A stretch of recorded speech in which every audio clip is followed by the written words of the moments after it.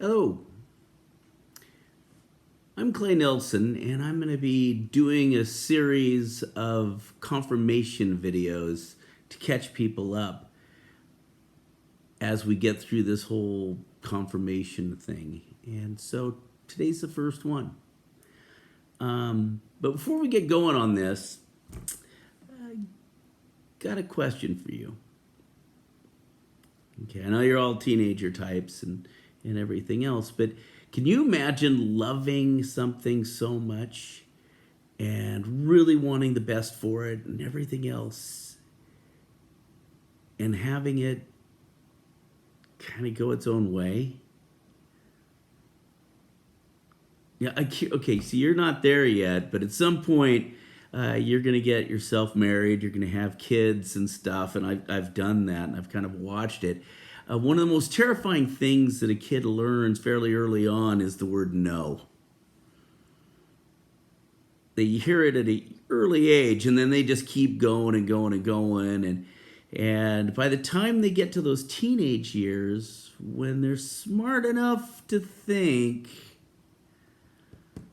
but also impressionable enough to make big mistakes, that's a tough time for parents.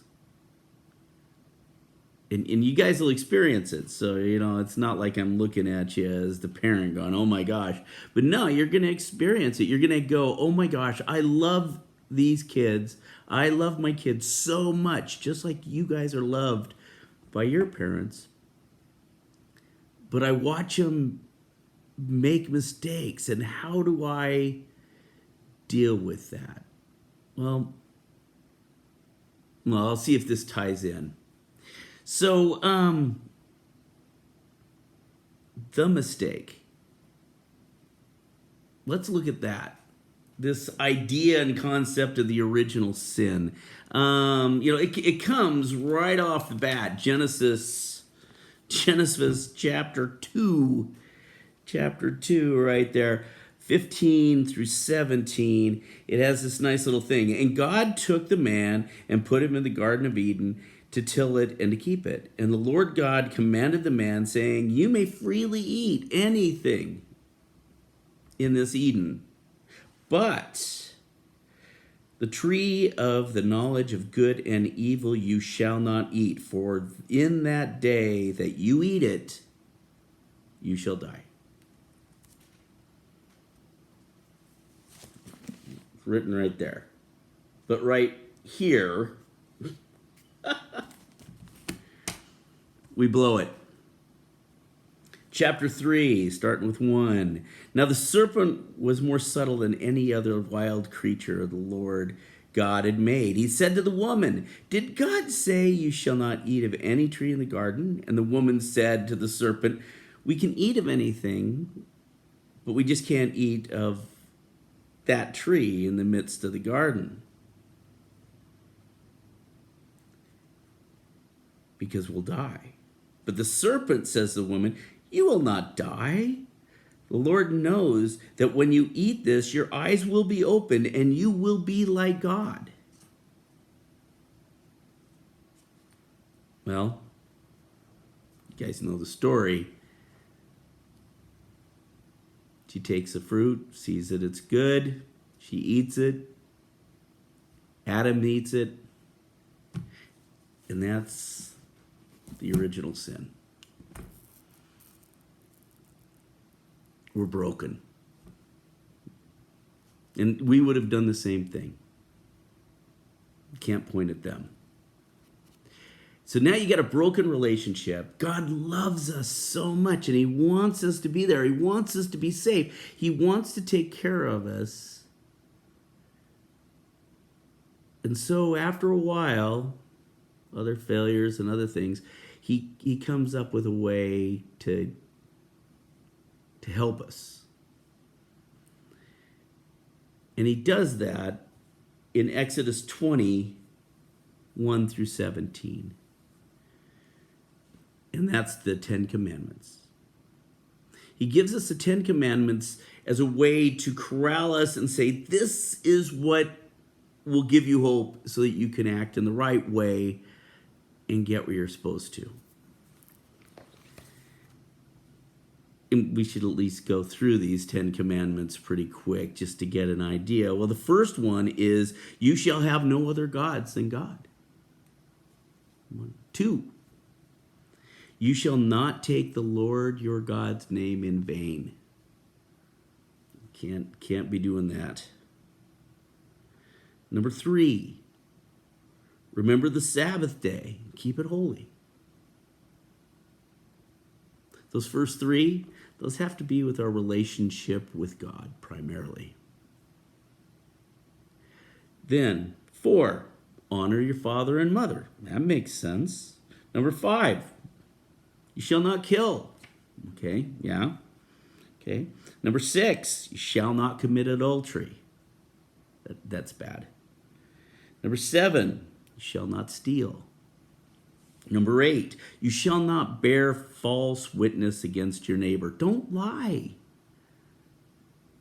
Number 9, you shall not covet your neighbor's house. The things that he has, that they're theirs. You should be leaving it alone.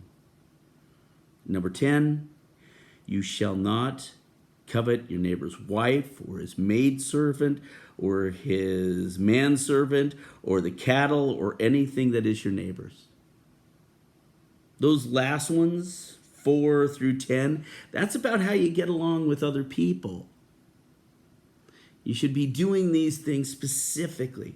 Now, see, there's God, and then there's all of us, as far as how we're supposed to be looking at things. And believe it or not, that whole Bible thing is full of us not doing it right.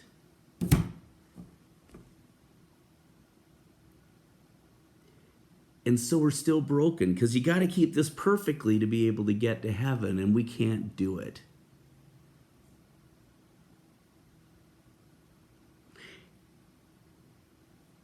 And then this Jesus guy comes. Okay, I know where you guys think that, that's the answer, and we're going to get there really quick as far as how, what happens after that. But no. Before all the other stuff happens with Jesus, which we'll get to in other weeks, Jesus goes into this Sermon on the Mount in Matthew 5:21 through 30 is where I'm going to kind of take, where he kind of ups the ante a little bit.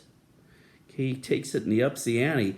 He looks at it and he says, hey, you've heard it said from people long ago, do not murder. It's one of the commandments. And anyone who murders will be subject to judgment. But I tell you that anyone who is angry with his brother will be subject to judgment.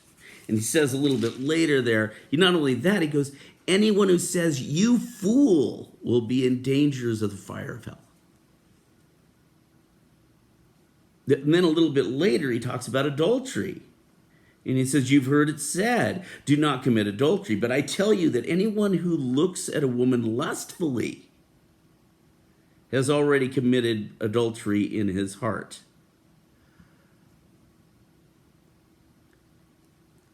Wow.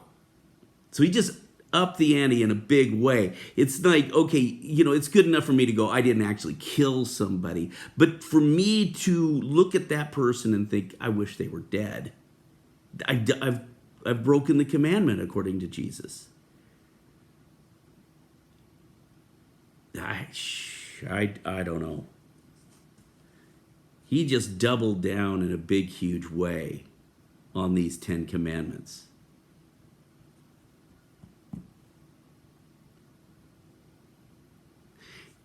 And there's one more passage I want to make sure we take a look at before we go on.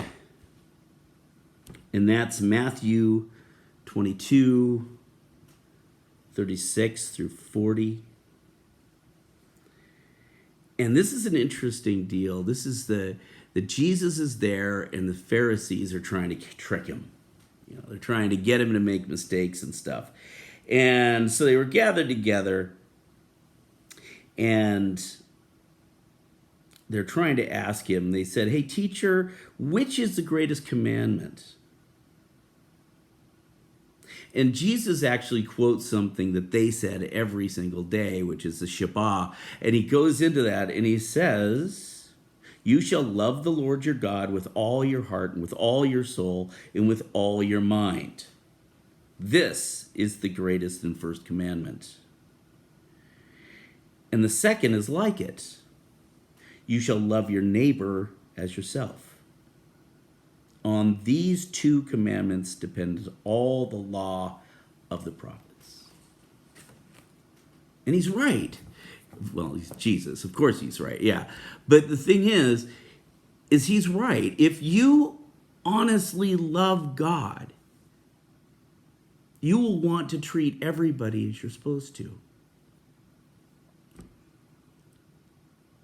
So you're going to love your neighbor as yourself because you want God's creation to be taken care of.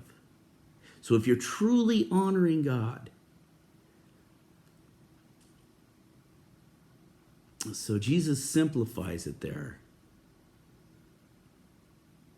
But man, there's still a lot of clay that I'm thinking about. And there's a lot of missteps and there's a lot of problems.